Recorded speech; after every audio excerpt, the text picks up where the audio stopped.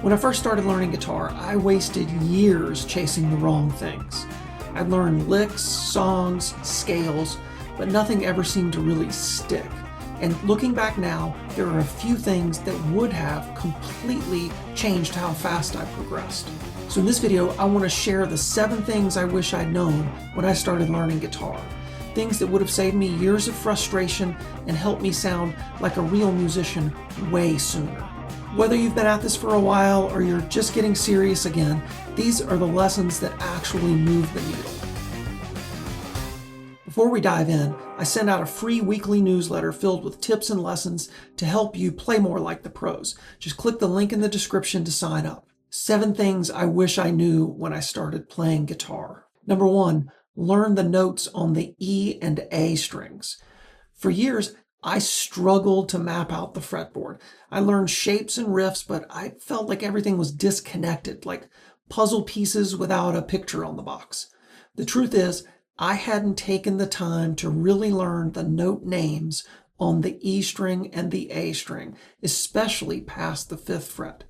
It's such a simple thing, but it's the foundation for everything. The caged system, chords, and the landmark pentatonic approach that I teach. Spend a week or 2 on it and it'll clear up years of confusion. So for example, if a song was in the key of D minor, I would find the note D on the low E string. It's here at the 10th fret, and I'd play shape number 1 of the pentatonic. I could move back 2 frets and diagonally extend shape number 1.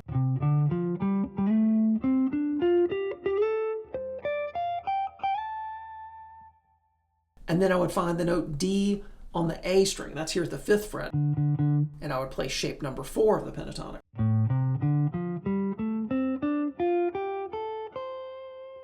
I could move back 2 frets and diagonally extend shape number 4. That looks like this.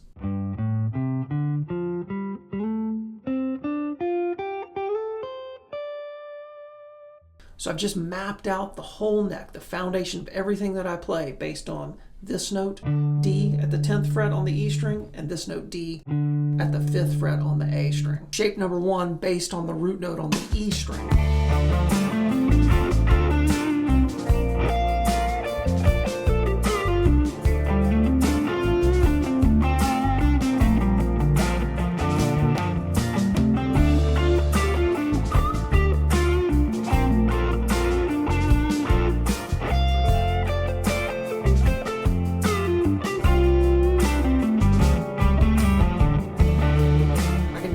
Extend that shape. And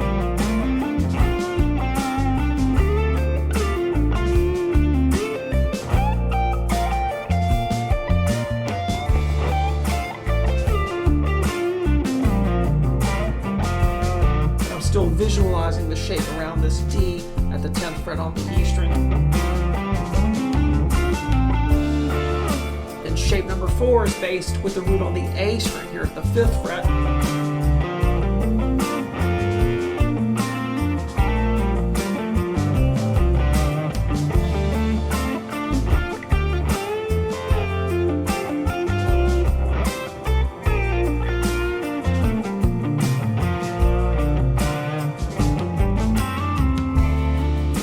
Diagonally extend that by moving back 2 frets.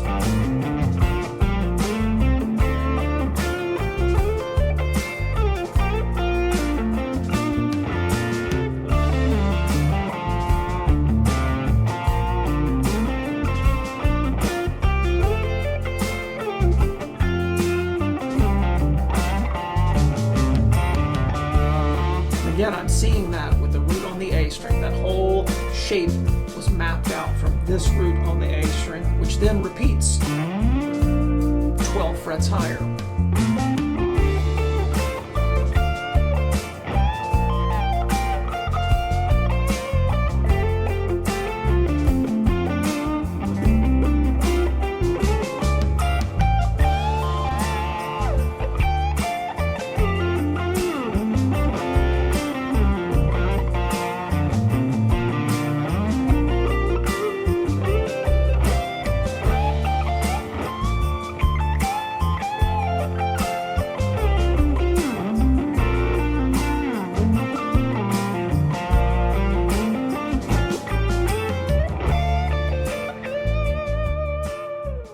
2, understand relative major and minor. Here's one that changed everything for me.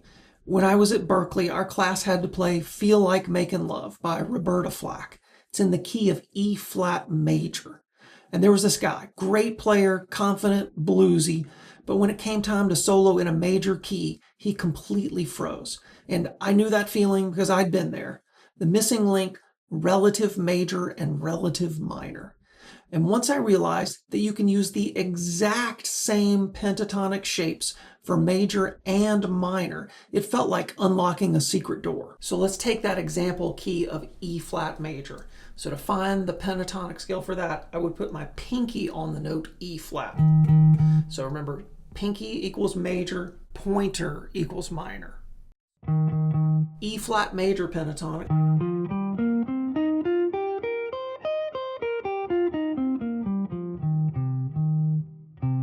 is the same as C minor. Exact same scale, exact same shape. If a song was in C minor, like I'm Bad, I'm Nationwide by ZZ Top, I have no doubt that that guy would have nailed it.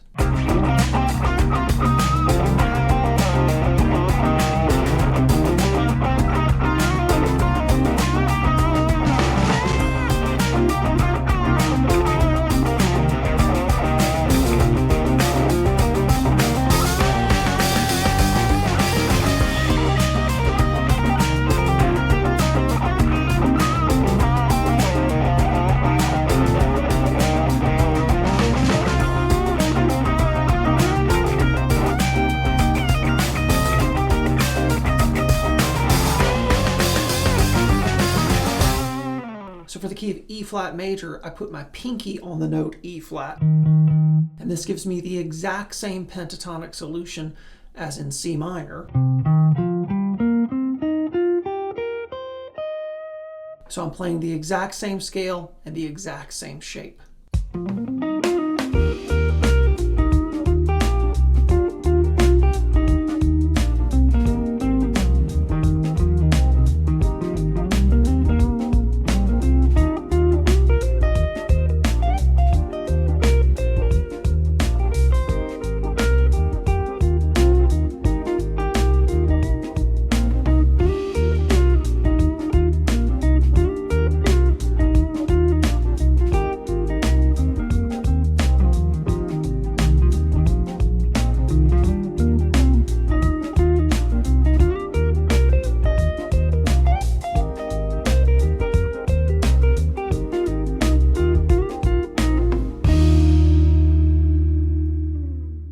Number 3 is understand a little rather than memorize a lot.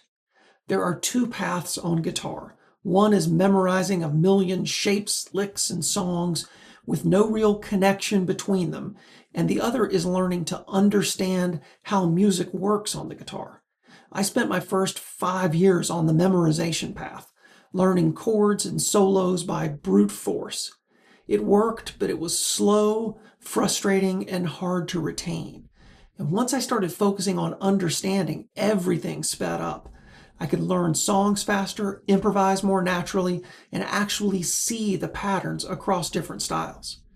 And that understanding comes down to 3 fundamentals.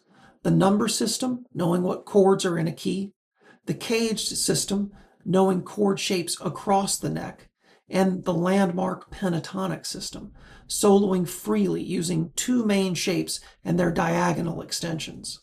Whether you learn it from me or someone else, master those 3 and you'll make more progress in 1 year than most guitarists do in 10. Number 4, simple does not equal easy. Some of the most powerful ideas in music are dead simple, but simple doesn't mean easy. You might understand something right away, but it takes time and repetition before it becomes effortless under your fingers. The real work isn't in understanding, it's in internalizing. Number 5, be an observer, not a critic. Everyone sucks at something new. Every single great guitarist you admire, Hendrix, Clapton, Gilmour, Knopfler, they all had years of sounding rough. The trick is to notice what's not working without beating yourself up about it. The observer says, that bend is flat, I'll fix it. The critic says, I'll never get this. Be the observer. It's the only way to keep improving and enjoying the process. Number 6, play like your personality. Your ultimate goal as a musician should be to be yourself. We all have unique personalities, and we can't help but to play like those personalities. People who are outgoing and extroverted tend to play more boldly. People who are careful with their words and introverted tend to play more supportively. People who are academic tend to play that way. People who are plain spoken tend to play that way. You can plug in any adjective to describe someone's personality, and that is probably how that person would play guitar. Careful, reckless, calm, energetic, quiet, loud, funny, serious. I enjoy the company of friends with wildly different personalities. To me, it's fun talking deeply with one friend, listening to another crack crude jokes, quietly enjoying a concert with another. There is no best personality, just like there is no best guitar player. My favorite guitar players are really authentic. You can imagine what they would probably be like just by hearing them play. I'd bet that Keith Richards and Willie Nelson would be super fun to hang out with. When I was teaching at Davidson College, I got to hang out with Pat Metheny after a clinic he gave, and his personality was exactly what I had imagined. Inspired, thoughtful, obsessed about music. He actually stayed for a couple hours after the clinic just to practice. And he plays like his personality. That is what I now strive for as a musician, although that wasn't always the case. And when I am playing my best, my personality comes out. So don't try to play like someone else, and don't measure yourself against other people. Number 7, nobody's good at everything, so choose who you want to be. I live in Boone, North Carolina, bluegrass country. Doc Watson was from here. One of the biggest yearly bluegrass festivals, Merle Fest, happens 30 minutes away. And I'll be honest, I'm terrible at bluegrass. I understand it. I love it. Doc Watson, Tony Rice, Billy Strings, Molly Tuttle, they are absolutely amazing at what they do, but it's not who I am musically, and that's okay. What you don't practice is just as important as what you do. Figure out the kind of guitarist that you want to be and pour your energy into that lane. You'll improve faster, sound more authentic, and actually enjoy the journey. So those are the lessons that I wish I'd learned sooner, and I hope that by sharing them, I can shave a lot of time off of your journey. Once again, I send out a free weekly newsletter filled with tips and lessons to help you play more like the pros. Just click the link down in the description to sign up. And check out this video next if you want the simple method that pro guitarists use to map out the guitar neck. And if this video helped, hit like and subscribe. I've got plenty more coming your way. Thanks.